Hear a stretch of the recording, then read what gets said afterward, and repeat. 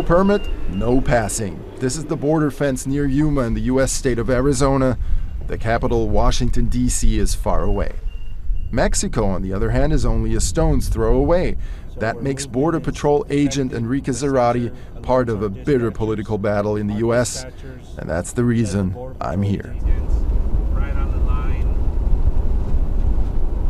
And that goes back to where?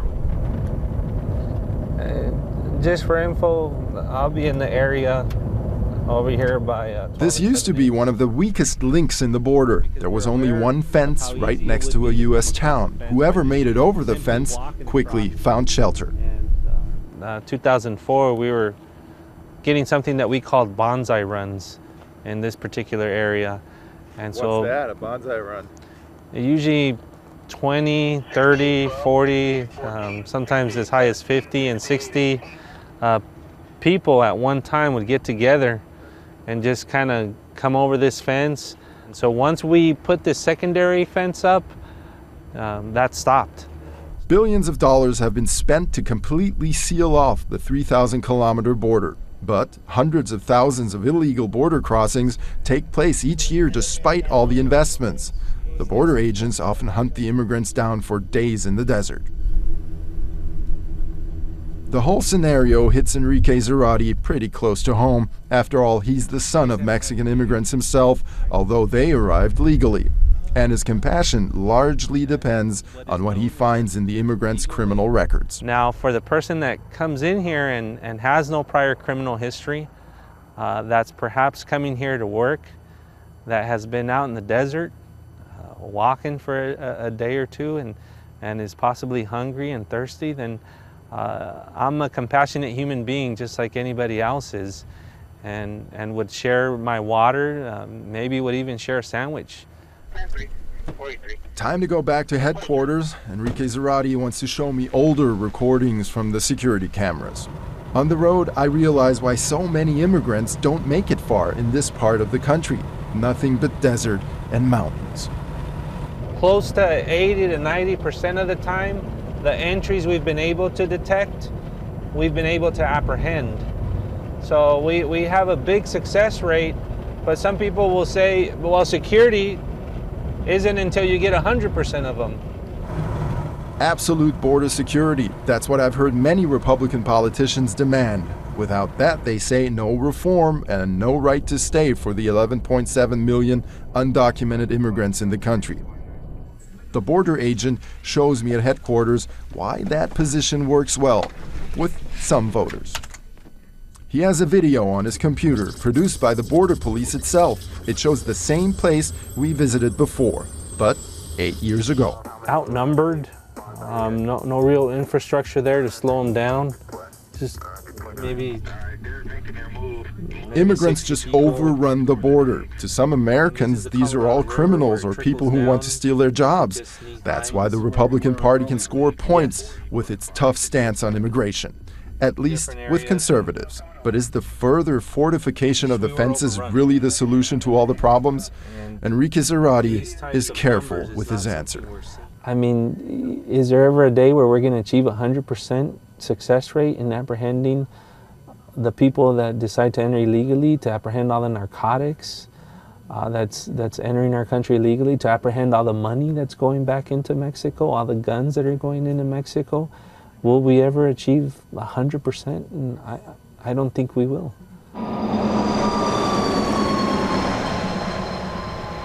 On the road from Yuma to Phoenix, many undocumented immigrants make the same trip I'm taking, but they often don't have a car or enough water. Hundreds of them die on those hellish trips. Those who make it often come here, Phoenix, a city with a Latino population of over 40%. Latinos are the fastest growing community in the U.S., and that makes them an important political factor. Maria Duran came from Mexico in 1989, and she's still undocumented. If the authorities ever catch her, she could be deported. She wants that to change with the help of Promise Arizona, an organization that fights for immigration reform. Its newest project, 11 children of immigrants will go to Washington, D.C. Maria Duran will escort her 2 granddaughters who are part of the trip. Although undocumented, that's possible for her because proof of legal residency is not required for U.S. flights. Pues lo mejor que nos pudiera pasar es que the best thing that could happen is that we get support for a reform. We'd be very happy with that. Entonces, con eso creo que nos vendríamos muy contentos. In a room next door, the kids are preparing for possible questions from the media and politicians. It's Jacelet's turn, Maria Duran's 11-year-old granddaughter, and she's obviously nervous. I was born in Phoenix. She hasn't prepared much, and Coach Joanna Lucero has her work cut out for her. But many of the older children in the group know exactly this is no game. Their families could be torn apart at any time. And live a miserable American dream. The problem is always the same. The children were born here and are automatic U.S. citizens, but their parents or grandparents immigrated illegally and have no right to stay or work, nor can they leave to see their families back home. And I'm sure that's probably why, because she couldn't get a license. Joanna Lucero helps the children to put their experience into words. The message is supposed to be loud and clear. It's mostly just wording it for them to understand and to know that their story, that they do have a story, because they think they're citizens and they don't have one necessarily, but they do. So you basically want to give the problem a face. Absolutely. Yes. But that can be tricky, especially when the cell phone's more important than the questionnaire. Only with the first page. Maria Duran's older granddaughter, Jaylene, is not making a lot of progress, and I'm getting on her nerves. What's the most important part you've written so far? I wrote how my family immigrated to the United States and how long they've been living here for. And? They've been living here for like more than 20 years. They immigrated over here because they wanted a better life. Jaylene's describing the American dream, and to fight for it, she, her sister, and her grandma are going to a place where many before them have fought with success, Washington, D.C. Ain't gonna let nobody turn me around, turn me around. Some veterans of the civil rights movement have come to support the roughly 200 demonstrators. Now they're off to the Capitol, the heart of American politics. Right in the middle, Jaylene. Happy birthday to you. She's singing a song for John Boehner, the Speaker of the House of Representatives. Keep our families together. Citizenship we are. Boehner is a Republican, and he's not allowing a vote on a comprehensive immigration reform bill. That's why the protesters want to pay him a visit in his office. For Maria Duran, it's a big moment. Mucha emoción. ¿Por qué? So many emotions. We've come from Phoenix, Arizona to make the House of Representatives finally vote on immigration reform. For the 11 million people that suffer from the separation from their families. I'm very proud that so many children and parents have come here to participate. Orgullosa de ver tantos niños y tantos padres que están participando en esto. Si se puede. In English, it means yes, we can. Obama's election campaign slogan in 2008. The Latino vote was also a big factor in Obama's election and re-election. But so far, that has not paid off for the community. And hope is dwindling. This is one last desperate attempt. Vamos. Do you want me to go in?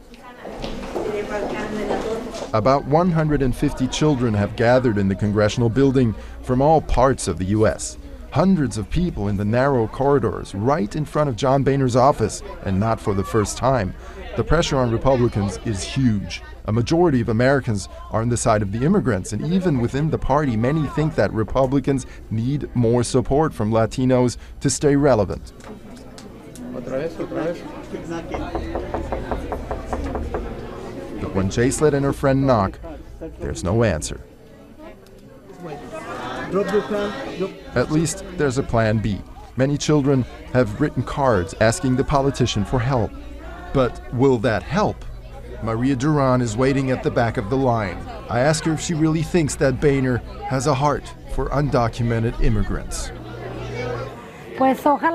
We hope that he's got one. He's human, just like we are. Hopefully, he has a heart. After this, the activists go their separate ways and try to meet up with other politicians. Promise Arizona is lucky they get to visit a friendly representative from their home state. Each other. And Mario Ed Pastor is a Democrat and supports the proposed immigration reform. Without the Latino vote, he probably would not have much of a chance in his district in Phoenix. First, he chats with the kids about food and school back home, but towards the end of the meeting, the group asks the all-important question: does he think that immigration reform still has a chance, despite the House Republicans blocking a vote? The problem is the willingness to bring it on the floor. I still think we have the time, even though it's a very short time, that we still have a window to do it. And Pastor seems slightly optimistic. Encouraging my Republican friends. Yeah, thank you. Sure, that's partly pep talk because Republican opposition is just too strong, at least for now. But Joanna Lucero does not want to be brought down. The effort is supposed to pay off. You can't put yourself in that negative space, and then to hear the congressman say, you know, he still believes, gives me more hope as well, even when it sometimes can be hard. But I do think we still have time. I still have hope. So they move on to the next politician. Immigration reform will come sometime in the future, I say to myself, because the fate of these families is no longer just their problem. It is now the official problem of the United States of America.